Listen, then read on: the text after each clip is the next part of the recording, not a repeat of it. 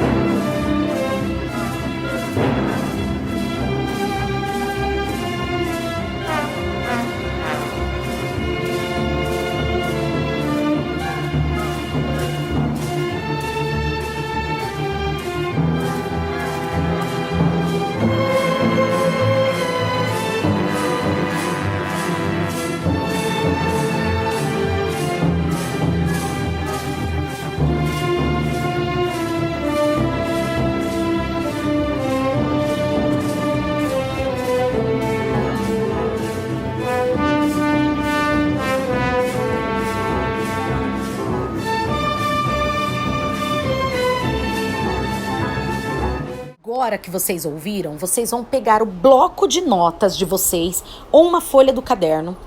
Esse exercício que vocês vão fazer agora vai compor a nota de música de vocês desse bimestre, certo? Vamos lá? Que nome você daria para essa música que você acabou de ouvir? Escreva a pergunta e a resposta. Vou dar um tempinho para vocês copiarem. A segunda, o que você imagina ao escutar essa música? Represente suas impressões musicais sob forma de desenho ou de redação. Você pode escrever, se for necessário, escute novamente, tá? O que ela desperta em você, essa música? O que você sente quando você escuta ela? Porque as músicas, elas trazem sensações a nós, né? A música que você ouviu chama-se O Trenzinho do Caipira. O seu compositor sou eu, Heitor Villa-Lobos. Feche os olhos e ouça novamente. Vamos ouvir de novo?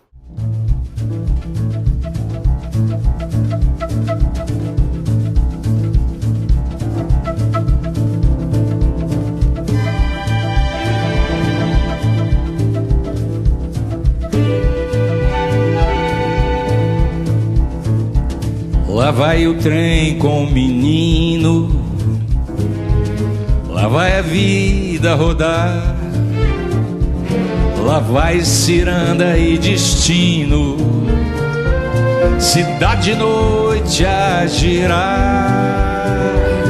Lá vai o trem sem destino, pro dia novo encontrar. Correndo vai pela terra, vai pela serra, vai pelo mar, cantando pela serra do luar, correndo entre as estrelas a voar, cantando pela serra do luar, correndo entre as estrelas a voar, no ar, no ar, no ar, no ar. Essas perguntas que eu vou fazer agora também devem compor essa mesma atividade que eu acabei de passar para vocês. Vamos lá? Agora é com você. A música que você ouviu foi executada por que tipo de conjunto musical? Que instrumentos você acha que tinha ali? B. Você consegue identificar os instrumentos que estão tocando essa música? Quais são? Você conhece todos esses instrumentos? Qual ou quais você ainda não conhece? Faça uma pesquisa sobre os instrumentos que você ainda não conhece e traga para a sala de aula. Ou melhor, escreva os instrumentos que você ainda não conhece, que pode fazer parte dessa música que você acabou de ouvir, o Trenzinho do Caipira de Villa-Lobos. Olha que legal! Fazendo teatro. Reúna-se com 4 colegas e crie uma encenação para essa música. Não vai dar. Ela também tem uma letra escrita por Ferreira Goulart. Vamos cantá-la? Trenzinho do Caipira. Lá vai o trem com o menino, lá vai a vida a rodar, lá vai ciranda e destino, cidade e noite a girar. Lá vai o trem sem destino, pro dia novo encontrar. Correndo vai pela terra, vai pela serra, vai pelo ar, cantando pela serra do luar, correndo entre as estrelas a voar, no ar, no ar, no ar, no ar, no ar. Para saber mais. Heitor Villa-Lobos, ele viveu de 1887 até 1959. Ele foi maestro e compositor, recebeu uma boa educação musical quando era criança. Tocava violoncelo, violão e clarinete. Aos 19 anos, criou suas primeiras composições. Villa-Lobos viajou várias vezes pelo Brasil, fazendo suas pesquisas e anotando em seu diário as várias modalidades musicais do nosso folclore. Depois as empregava para criar suas composições. Ele coletou e anotou mais de 1000 composições populares. Se você quiser saber ainda mais, leia alguns dos livros infantis publicados sobre o maestro Heitor Villa-Lobos e ouça algumas de suas sinfonias. Acima a cena do show de dança infanto-juvenil Ciranda Cirandinhas, no espírito folclore das cantigas, Carneirinho Carneirão, Passa Passa, etc. As fantasias lembram bandeirolas de São João, combinadas com vestimentas indígenas.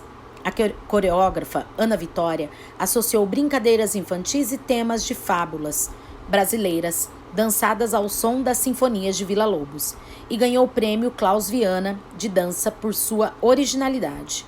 Tá aí, ó. Alguns livros que foram lançados para crianças, mas que falam de Villa-Lobos, certo?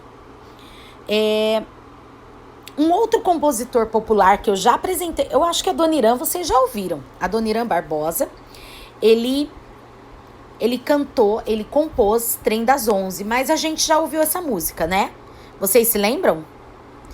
Vamos entender um pouquinho. A Dona Irã foi um cara muito bacana, ele compôs músicas bem brasileiras e que tinham algumas palavras que eram ditas errado, mas é muito legal ouvi-lo. Vamos pensar agora, conhecer um pouquinho de outros músicos nacionalistas, tá? Foi no século XIX que se formaram as grandes nações europeias e americanas. Por isso, em todos esses novos países, houve uma forte tendência para criar músicas nacionalistas, baseada no folclore, a arte do povo, assim como fez Villa-Lobos. A música nacionalista é, portanto, aquela que contém elementos típicos do folclore, de um povo ou de uma nação. Seus ritmos, melodias, harmonias, instrumentos, mitos, tradições e personagens populares.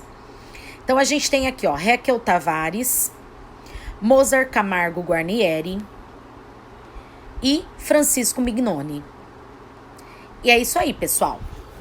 Para finalizar, nós vamos conhecer mais um pouquinho de algumas pessoas que são importantíssimas. Não só para a música brasileira, mas tem algumas aí que vocês vão conhecer, que são conhecidas mundialmente. Vamos lá? Os artistas que aparecem na televisão, nas revistas e capas dos discos influenciam a moda e o gosto dos fãs. As canções populares são frequentemente escritas com frases que funcionam como um gancho, captando a atenção do ouvinte. Seguem uma fórmula fácil de memorizar e cantarolar. Tem muitas músicas assim. Muitas vezes, a maneira como os músicos se apresentam em público influencia os costumes da época. Há músicos que ficam ricos e famosos porque suas melodias e letras tornam-se muito populares. Pois é, gente, a gente tem sempre algum que é assim. Vamos recordar alguns fatos que tornaram artistas famosos? A fama do maestro cabeludo. Houve época em que os maestros usavam cabelos longos, que ficavam despenteados à medida que iam regendo a orquestra. Entre esses maestros cabeludos estava o grande compositor Antônio Carlos Gomes. Outro brasileiro, hein? Ele tornou-se uma figura querida e popular, e seus compridos cabelos eram motivo de comentário e piada. Ele próprio ria das piadas. Por muitos anos, a fama do maestro cabeludo foi se espalhando pelo mundo. Antônio Carlos Gomes, ele nasceu em Campinas no dia 11 de julho de 1836 e faleceu em Belém em 1896. Foi o mais importante compositor de ópera brasileiro. Ele compôs o Guarani. É a sua obra mais conhecida, com seu estilo romântico, teve carreira de destaque na Europa. Foi o primeiro brasileiro a ter óperas apresentadas no Teatro Scala, de Milão, na Itália. Pois é, ele era muito conhecido. As modas ao longo do tempo. Na década de 20, o cantor Al Jolson protagonizou o primeiro filme falado do cinema, O Cantor de Jazz. O jazz era uma arte negra, era uma música de origem negra, mas, devido ao racismo da época, os artistas negros não podiam apresentar-se em papéis principais. Por isso, Johnson, que não gostava dos racistas, aparecia em cena com o rosto pintado de preto e luvas brancas. Ficou famoso como cantor de duas caras, a branca e a negra. Olha ele aí, gente. Na década de 1930 e 1940, o norte-americano Alton Glenn Miller foi um famoso trompetista de jazz na era das big bands. Seu estilo era o swing, balanço, que fez dele um dos artistas que mais vendeu discos entre 1939 e 1942. A apresentação sempre de cabelo curto, terno bem cortado e gravata borboleta. Agora é esse que todo mundo ama até hoje. Na década de 50 surgiu Elvis Aaron Presley. Foi um famoso cantor, ator e compositor norte-americano. O rei do rock na década de 50. Além disso tudo, ele era lindo, Elvis. Ficou conhecido como Elvis the Pelvis, devido à sua maneira ousada de dançar, sacudindo os quadris. Tinha uma voz notável. Atingia notas musicais de difícil alcance para um cantor popular. Elvis tornou-se um dos maiores ícones da cultura popular mundial do século XX. E depois vocês vão conhecer Jerry Lee Lewis, tá? Jerry Lee Lewis foi um dos grandes astros do rock and roll. Começou sua carreira na mesma época do Elvis, tendo feito sua primeira gravação em 54. A música de Lewis é um misto de blues, boogie-woogie, gospel e country. Em 1957, seu piano doidíssimo deu-lhe fama internacional. Vendo e ouvindo Jerry Lee Lewis tocar, Elvis disse que, se conseguisse tocar piano daquele jeito, nunca mais cantaria. A apresentação de Lewis eram memoráveis. Chutava o banquinho do piano para poder tocar de pé, deslizava e batia as mãos pelas teclas, subia no piano, pisava nas teclas e até se sentava em cima dela. Chegou a botar fogo em um piano só porque tinha de deixar Chuck Berry encerrar o show. Pois é.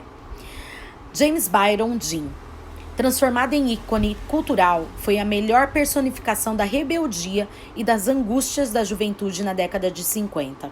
Teve influência na maneira de vestir-se e agir dos jovens da época. Usava calça jeans, camiseta branca e jaqueta de couro. Morreu aos 24 anos em um acidente de carro. James Dean ficou famoso, mas a carreira dele foi curta, tá? Bem curta. Ai, os Beatles! Quem não ama os Beatles? Na década de 1960, os Beatles eram uma banda de rock britânica nascida em Liverpool, em 1960. Foi o grupo musical mais bem-sucedido da história da música popular. Sua rápida e crescente popularidade tornou-se o que a imprensa britânica chamou de Beatlemania, um fenômeno mundial.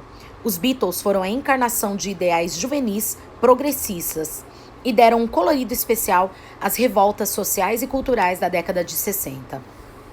De 1962 a 1970, o grupo foi formado por John Lennon, que foi assassinado na casa dele, em frente à casa dele, Paul McCartney, que é vivo até hoje, George Harrison e Ringo Starr.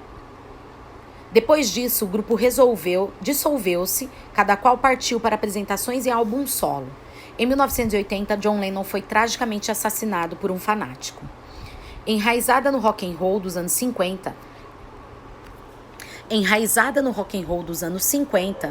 a banda passaria por diversos gêneros, do folk rock ao rock psicodélico, incorporando de forma inovadora elementos da música clássica e da indiana. Pois é, os Beatles eram demais, entre outros, né? Aí surge o brasileiro. Aí a gente tem Renato e seus Blue Caps, os Golden Boys, The Fevers e os Incríveis. E depois vem o fenômeno da Jovem Guarda. A Jovem Guarda foi um fenômeno musical e cultural brasileiro de meados da década de 1960, que mesclava música, moda e comportamento. Olha aí um programa da TV Record. Essa daí é a Vanderleia, mais conhecida como Ternurinha. Erasmo Carlos, o Tremendão. Roberto Carlos, uma brasa mora, ele falava muito isso, que existe até hoje, né? Vivo. Roberto Carlos todo ano faz um programa na TV Globo. A Jovem Guarda surgiu em agosto de 1965, a partir de um programa de TV da TV Record, em São Paulo, apresentado pelos cantores e compositores Roberto Carlos, Erasmo Carlos e Vanderleia. A Jovem Guarda introduziu o ritmo e o comportamento do rock and roll internacional no Brasil. Sua descontração e alegria transformaram-na em uma dos grandes fenômenos populares da segunda metade do século XX em nosso país. Grande parte de suas letras tinham temáticas amorosas, adolescentes e açucaradas, algumas das quais eram versões de hits, sucesso do rock britânico e norte-americano da época. Por esse motivo, os nacionalistas da MPB não gostavam da Jovem Guarda, que eles consideravam uma má influência estrangeira em nossa música. Além de Roberto, Erasmo e Vanderleia, destacaram-se no movimento os artistas como Rony Von, Eduardo Araújo, George Friedman, Vanderlei Cardoso, Sérgio Reis, pois é, o Sérgio Reis, que canta música sertaneja, Sérgio Murilo, Arthurzinho, Ed Wilson, Gerry Adriane, Evinha, Martinha, Vanusa e Lafayette. A Vanusa morreu esses dias, né? Surgiram também bandas como os dos Golden Boys, Renato e seus Blue Caps, Leno e Lilian, Dene e Dino, Trio Esperança, Os Incríveis, Os Vips, The Fevers, esses aí. Para saber mais, a Jovem Guarda foi um dos fenômenos da mídia que arrastou multidões. Seus adversários apelidavam o rock and roll nacional dessa época depreciativamente de Ye Ye Ye, uma alusão à música She Loves You, dos Beatles, tá? É aquela que canta assim: She loves you, yeah, yeah, yeah. She loves you, yeah, yeah, yeah. Tá? Na década de 80, surge Michael Joseph Jackson. Foi um famoso cantor, compositor, dançarino, produtor, empresário, arranjador, vocal e filantropo norte-americano. Ele influenciou toda uma geração com seu estilo de dançar, de cantar e dançar.